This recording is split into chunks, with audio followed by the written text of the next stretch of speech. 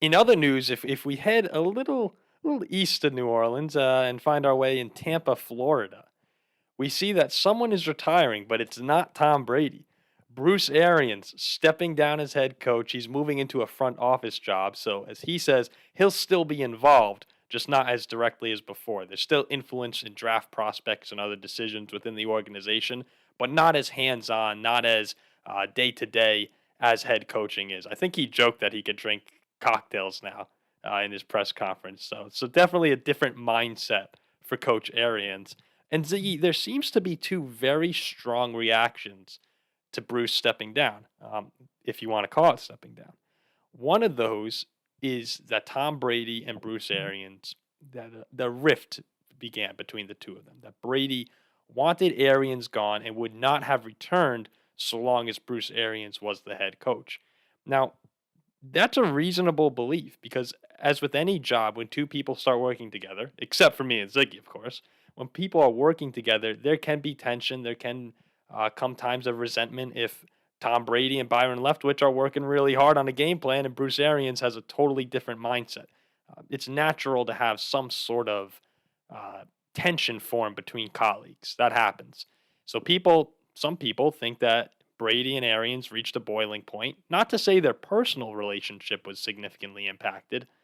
Bless you. Not to say their personal relationships were significantly impacted, but their professional one. And that Brady said, look, I think we need to go in another direction to win. The best way to get there is without Bruce. And Bruce pretty much had his hand dealt for him. That's one side. The second argument here is that Arians is almost 70 years old now. He's had many health problems before. That's the reason he stepped away from Arizona the first time. Some people say, well, Bruce is older now. He's probably ready to move on. And in replacing him, Todd Bowles gets to take a chance with a real team. Not the Jets this time, but he has Tom Brady. He has Chris Godwin. He has Mike Evans. He is a legitimate Super Bowl contender.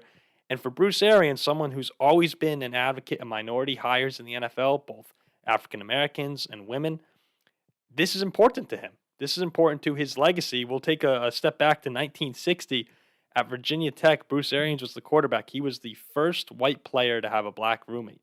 So since his time as a player, all the way till now, he's been pushing for minority hires, for minority assistants. And now, how better to walk away for him than to have his friend and a black head coach in Todd Bowles take over Super Bowl champion? Those are the two camps, it seems. People are very strong on those. And it's understandable because that's journalism. You don't want to be in the middle. A lot of times in my company, we say the middle is the worst place to be. But I think you find the answer in the middle of this one. Arians is probably ready to walk away. He probably has another couple of years in him, but to be forced out, I don't want to say he was forced out. So let me take that back. But you probably find the answer somewhere in the middle here. Arians is older. And if Brady didn't want him back, sure, their friendship can be fine. But professionally, Bruce Arians might say, look, if you want me out, let's make it look good publicly. I'll go to front office. Brady gets his guy, and everything works out. So Ziggy, how do you feel about this? Do you take one of the sides, or do you agree with me that this is somewhere in the middle to find the answer? As long as Bruce Arians is willing to step down, which obviously he was, this is just too good to be true. Um, I think a lot of people don't realize how old 69 is, especially after you've had 3 surgeries to remove cancerous lumps. You've been in football your entire life. And let me tell you, he worked his way all the way up in the football ladder. He started as a graduate assistant at Virginia Tech. Then he went to position players coach in multiple different colleges, head coach at Temple, position players in the NFL. Then he became an offensive coordinator in a few places, then finally head coach. That takes a real toll on you. I certainly believe that his offensive style and Tom Brady's didn't mesh together. People were worried about that initially when they met at Bruce Arians. He's a gambler. He likes to take risks. Tom Brady, one of the best, if not the best, controlled conservative quarterbacks in NFL history. He will always take the 6 yards you give him. So there was probably some tension there, and I think the reports are legitimate.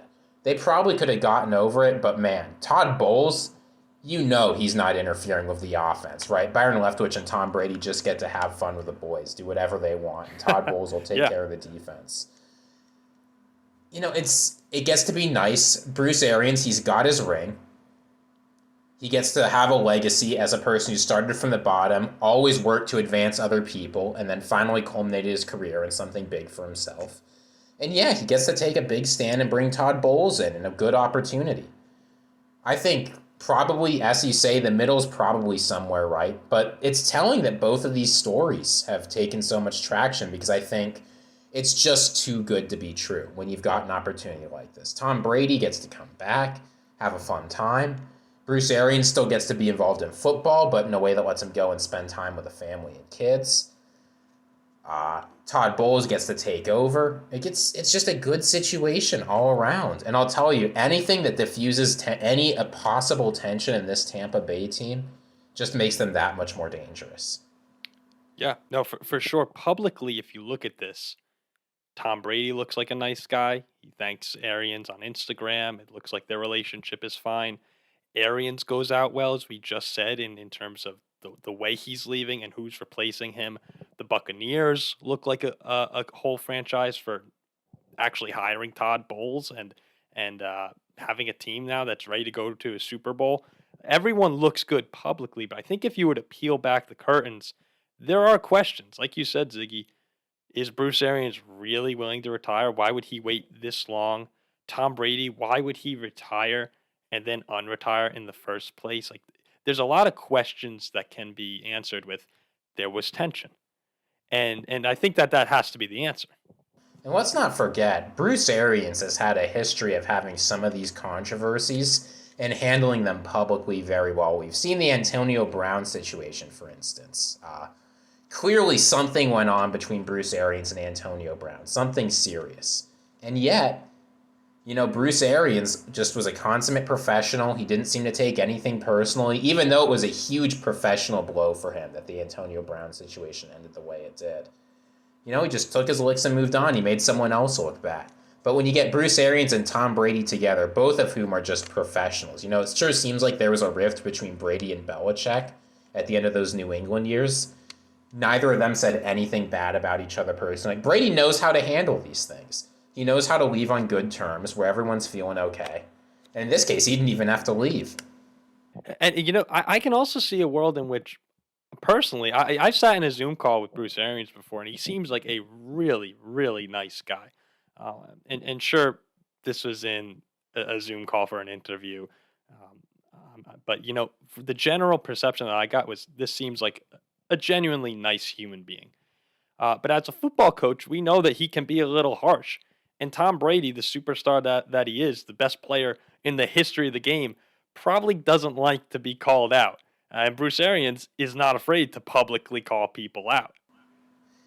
Did you see what Gronk said about Bruce Arians in 2020? The first time Gronk said that he no, not the first time they met. It was like 1 or 2 weeks into the season. Gronk said his favorite part of being coached by Bruce Arians was the verbal abuse. Well, here's a little story for that, Ziggy. This is something that I heard from someone who wrote a book on Tom Brady and the Bucs. Apparently, the first time that Gronk and Arians met, they're bringing Gronkowski to sign paperwork or gauge interest, and the elevator said one person at a time because of COVID. It was 2020. So Gronk gets on the elevator, and someone else had already been in there. They go up to whatever level they had to. And when the door opens, who's there but Bruce Arians directly in front of Gronkowski? Now, Gronkowski has someone next to him. Very clear signs everywhere saying one person only. We are not trying to spread COVID around this organization right now. So Gronk looks up, sees Arians, and the first thing out of Arians' mouth is, "You dumb motherfucker." Just going on and on. Like, can't you read a fucking sign, you idiot? And after this tirade, Gronk just looks up and goes, "Well, nice to meet you, coach." So Arians had that grumpy old man in him. There was that I don't give a F about what people think about me or what you think about me. I'm going to say what's on my mind. And that's not to say he's not a great person, but in a professional relationship, it's easy to understand how someone like Tom Brady could say, "Yeah, I'm clicking with Byron Leftwich. Maybe we need to go in a different direction. And let's not forget, I mean, I know what people are going to say. They're going to say, yeah, well, Bill Belichick is a hard ass too, and Tom Brady didn't seem to have problems with them. To which I say, Bill Belichick is a much better coach than Bruce Arians. No disrespect to Bruce Arians. He's got 3 Super Bowl rings, 2 as an assistant, 1 as a head coach. But he's not the all-time great that Tom Brady is. And when Bruce Arians is remembered, when people are looking back, I think they'll see a Super Bowl that he played a nice part in. He was a good head coach. He took care of business. But to get over the hump, he needed help from the greatest of all time. And Tom Brady knows it. Bruce Arians knows it. Everyone knows it. And in terms of getting there that season, it's really once they gave the reins to Brady that the offense took off the way it did. So Arians certainly played a part, but having the greatest quarterback of all time, it hurts the case for Arians, but that's part of it. When you have the greatest quarterback of all time, he's going to have a bigger influence. He's going to take more of the spotlight. I don't think Arians really cares. I don't think Arians he seems does. to be living the good life. He worked his way from the absolute bottom to the absolute top. Ziggy, and no one can take that away from him. Ziggy, he's a Super Bowl champion coach, 2-time coach of the year, chilling out in Tampa Bay, Florida as a front office guy who gets to control parts of the draft process, what he's very good at. And the whole time he still has Tom Brady, one of his best friends, and Todd Bowles as a head coach. Bruce Arians is living a very good life right now. And if the Bucs win, guess who gets another Super Bowl ring? Bruce Arians. He's getting one. He's getting one. Oh, he will. He's in the front office. Yeah, he's in the front office. So, not surprising, but despite tension in Tampa Bay, everything works out in Tom Brady's world exactly as Brady wants it. And that's been a narrative really throughout this offseason. We're seeing superstars get what they want. It's the superstar quarterbacks, even Tyreek Hill, superstar receiver. The superstars in the NFL are starting to get that NBA treatment now, where they control the narrative. They control what's going to happen. And look, it was probably inevitable, but that's the reality we're in right now. It's a superstar-driven league in the NFL. It always has been, but not the way it has been this offseason. Not with the contracts, not with the trades. It's the game is changing. No, I mean, you go back 5 years ago and your quarterback, no matter how good they are. I'm not saying this happened, but let's imagine that. But Tom Brady said, look, it's me or Bruce Arians. I'm going to retire. You guys figure it out. How many teams would pick the quarterback instead of the great head coach? How many people would promote Todd Bowles, who, frankly, his track record in the NFL is deeply questionable? I do wonder, though, teams would probably pick Brady. But would you see what's going on with Deshaun Watson? Would they pick 1 or 2 years of Brady? Oh, I don't know. Yeah, you see what Deshaun Watson gets. You see Tyreek Hill. He demands a trade, and the Jets offered more. And the Chiefs traded the Dolphins because that's what he wanted. Devontae Adams asks out, no trouble, sent to the Raiders to play with his best friend Derek Carr. Take a look at these non-greatest of all-time players. You're not seeing Devontae Adams get what he wants. You're not seeing Tyreek Hill gets what he wants. It's probably for Devontae. No, you're staying here and playing with Aaron Rodgers and winning us a Super Bowl. No, or they send him to some crummy team in Jacksonville because they're really angry. Right? They'll just send him somewhere he doesn't want to be. Yeah, the fact that he got to go to Vegas, which is where he wanted to go to play with one of his best friends, does not exist 5 years ago. You're totally right on that. Totally right. So we're seeing this transition in the NFL, and for the next few years, it's probably only going to get more intense.